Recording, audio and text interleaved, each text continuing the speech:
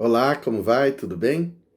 Em nosso último vídeo, nós falamos sobre os riscos, tão importantes, e é aquilo que eu costumo dizer, o prato de comida de quem trabalha com a segurança, é se envolver com os riscos.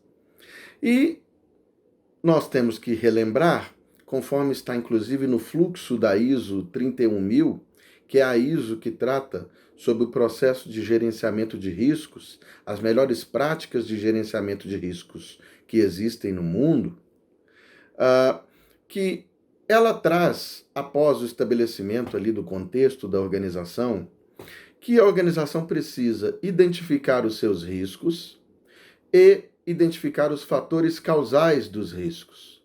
Após isso, a organização irá analisar os riscos, ou seja, ela irá aplicar algumas metodologias que vão demonstrar a probabilidade de ocorrência desses riscos e o impacto desses riscos. E no cruzamento dessas informações, apresentar aqueles riscos que são mais críticos à organização, ao seu negócio.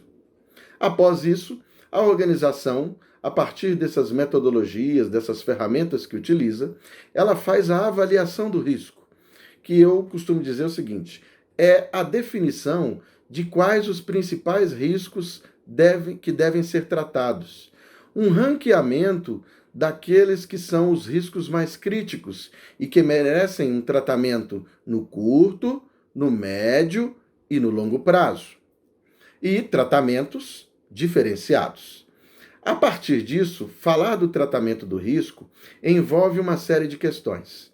A primeira delas é se a organização irá aceitar o risco ou se a organização irá rejeitar o risco. Não existe o risco que você elimina ele 100%. Você pode mitigar bastante, mas sempre há o risco residual. Todo negócio tem risco. Mesmo que ele seja menor, existe o risco que a gente chama de risco inerente. Então, após o tratamento, você tem o risco residual, mas risco zero é algo que nós podemos dizer que é impossível. Então, sobre o tratamento dos riscos, o que nós temos que dizer? Que a empresa tem que aceitá-lo ou rejeitá-lo. Rejeitá-lo significa que ela não vai se envolver com aquela operação, com aquelas ações que vão promover aquele risco, porque ela resolve não correr aquele risco. Por exemplo, é como se a gente dissesse: eu não quero que o meu celular seja roubado. Consequentemente, nós temos sempre esse risco, mesmo que de uma maneira menor, de um nível menor.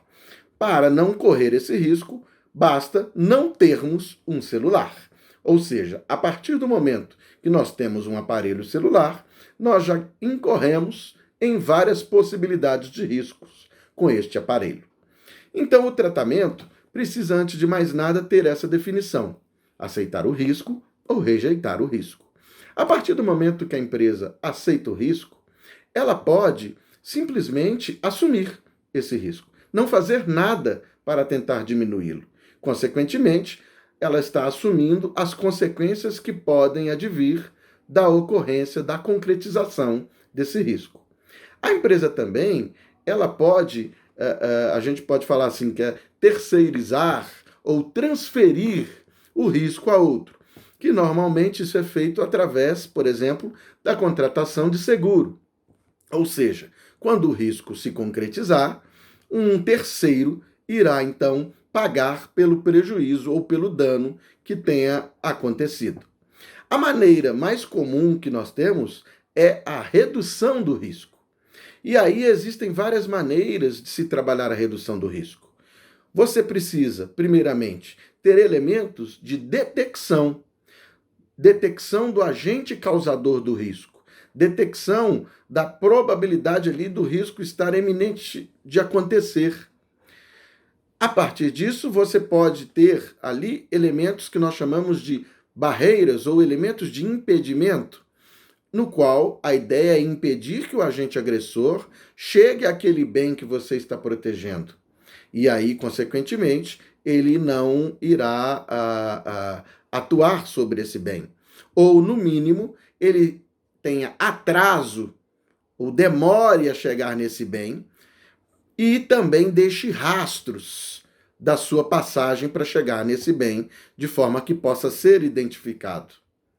Então a gente percebe aí que isso está estruturado basicamente naquilo que nós chamamos da estruturação de barreiras, que normalmente a gente pensa na ideia dos círculos concêntricos. As barreiras vão fechando círculos em cima daquele bem que você quer proteger, que começa muitas vezes até fora da organização ou através ali do seu portão, da sua cercadura, do seu muro.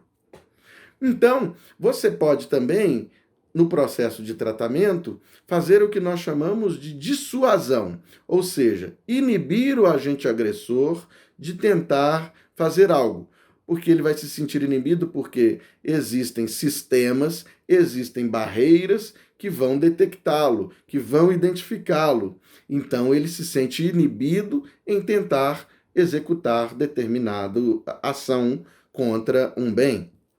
E nós temos ainda a resposta, que significa uma ação efetiva da organização quando ela detecta esse agente agressor tentando fazer algo contra um bem seu.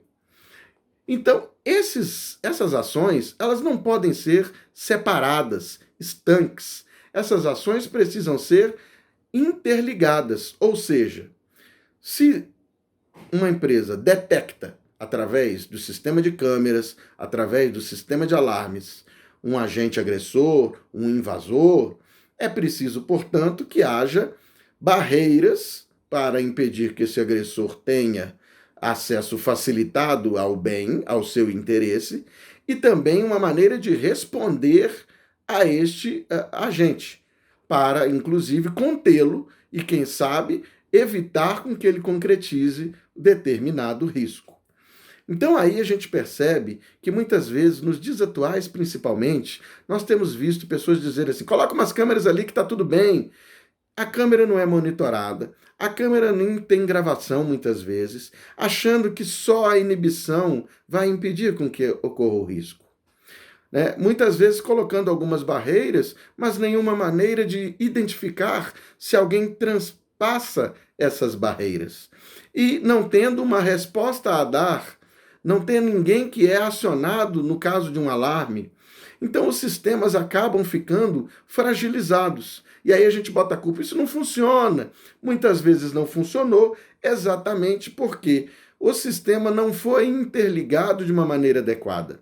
Essa interligação que precisa estar estruturada em procedimentos estabelecidos para a ação das pessoas que trabalham ali, precisa estar estruturada em equipamentos eletrônicos que são pensados e adequadamente instalados, bem como tendo uma manutenção adequada e um sistema de energia alternativo para que a energia não acabe e ela pare de funcionar, E o ser humano que precisa atuar coligado a esse sistema eletrônico e a esses procedimentos de atuação.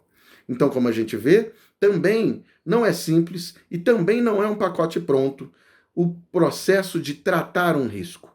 É preciso que haja profissionais adequados, preparados, com conhecimento para estabelecer um melhor tratamento dos riscos. Grande abraço.